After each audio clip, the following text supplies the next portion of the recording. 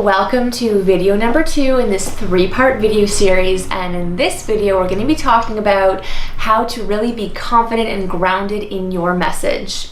And I want to share with you one of the transformations I had once I got really freaking crystal clear on my core message and my signature brand story. So in 2017, I had been in business for 4 years, and I finally got clear on how everything came together and made sense. And I was able to create packages completely in alignment with my skills, my talent, my passion, and really tie in my story and then ultimately attract people that resonate with my story. So because I was confident in these packages, I was able to sell them confidently.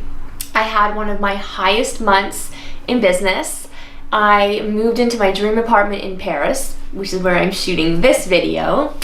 I was featured in an international magazine, a documentary. I've done a handful of podcasts, and all of this is because I got so clear on what's my message and who is this message for? Who is this going to resonate with?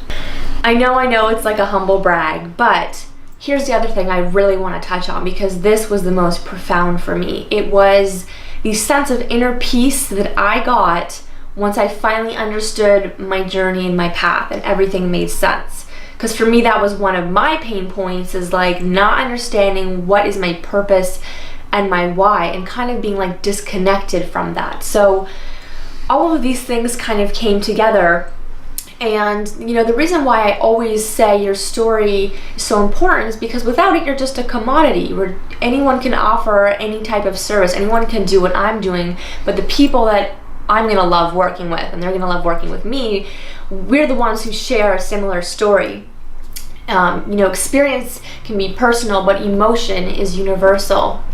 And oftentimes, the people that I attract to me kind of, they love this untamed theme. They have this inner rebel. They have felt silence. They have this deep desire and this passion and need to share their message. They don't like rules. They don't like being told what to do. And in fact, if you're like me, it's like when you tell me I can't do something, it's only going to make me prove it. And I've always had this nature my whole life. And so a lot of that is in the foundation of my messaging, and not following a blueprint, not doing what people tell you to do, and really tapping into what your inner guide says and what your intuition is leading you to do. I feel like I'm finally a woman on a mission, and my mission and my purpose is to inspire and entertain, heal, and teach through the power of storytelling. And this manifests in so many different ways, whether I'm acting, whether I'm directing short films, movies, these video series, or working with my clients to help them achieve the same goal. So without further ado, let's get right into it. Here's 3 tips how you can unapologetically show up as yourself in 2018. Branding is an inside job, and I know firsthand that this has been the biggest thing I've had to overcome, is really loving myself and being confident in my brand so that I can go out there and promote my business and my services. Here are my 3 tips to unapologetically show up as you in 2018. The first step is tell your story. Now, I know we keep hearing this word around the internet, storytelling marketing, it's a big buzzword. But here's the thing, so many people are doing it wrong.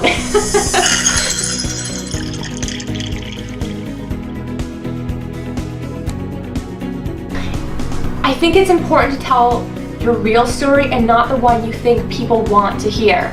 So often people get caught up in telling these like rags to riches story, and they're really going from like here to here, like failure to success, and not really describing the journey along the way.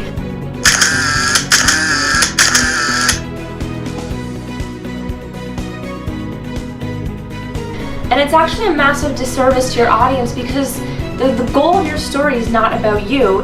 The goal of your story is that so your audience, your customer or client can see themselves within your story. So if you're skipping half your story and making it all about you, then you're not really going to be able to connect with your audience on a deeper level. So my tip is to not sugarcoat or over glorify your story. Really speak vulnerably from the truth. And people know when you're being vulnerable, and people know when you're just sugarcoating, like, oh, I got to 6 figures in 90 days. Like, that's not an inspiring story. What's an inspiring story is like sharing those behind the scene details of the daily grind and, you know, struggle and hustle that got you to those 6 figures.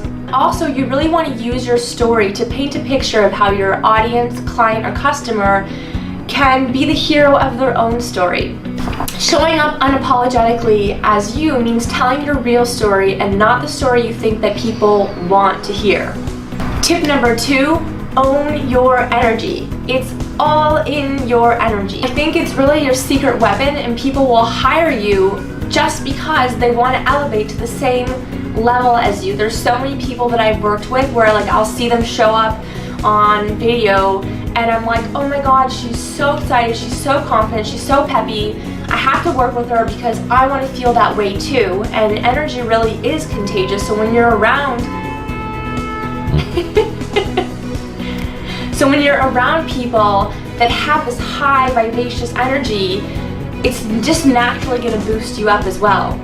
So my tip about this is to have a daily practice that you can, you know, whether it be a spiritual practice or whatnot, to really raise your vibration. Personally, for me, I do a lot of like grounding exercises, breathing, meditation, and journaling. And actually, when I wake up in the morning, one of the things I love to do during my morning routine is actually watch videos of high vibe people, because it just gets me peppy and ready to take on the day. Tip number 3 is letting go of codependency in 2018. This is something that my mentor has taught me, is that we actually have a lot of codependency behaviors, and it's this need for approval and recognition from others. And especially in the day and age of social media, we're always looking for feedback and advice, and I think that the best thing you can do for yourself is really get clear on listening to your inner guides, listening to your intuition. Stop asking for advice from strangers on the internet. When you're going into Facebook groups and you're, you know, asking for feedback, you're getting feedback from people who know nothing about you, who know nothing about your business, and their advice is not going to be qualified to really help you. And I say this because I went through it myself. I was constantly asking for feedback from people, and I was constantly disempowered, and then I was never able to make a business decision without almost asking someone else's permission. So really, you know, unapologetically showing up as you means not asking for permission to be you, and just fucking owning it and being yourself. And you know, you don't need that approval from others. We can't always control what people are going to say about us or write about us, but you can control what your experience is around it. So I want to hear from you now. Which one of these screams at you the most? Which one of these are you going to let go in 2018? Thank you so much for watching this episode, and I can't wait to see you next week. Bisous from Paris. Ciao, ciao.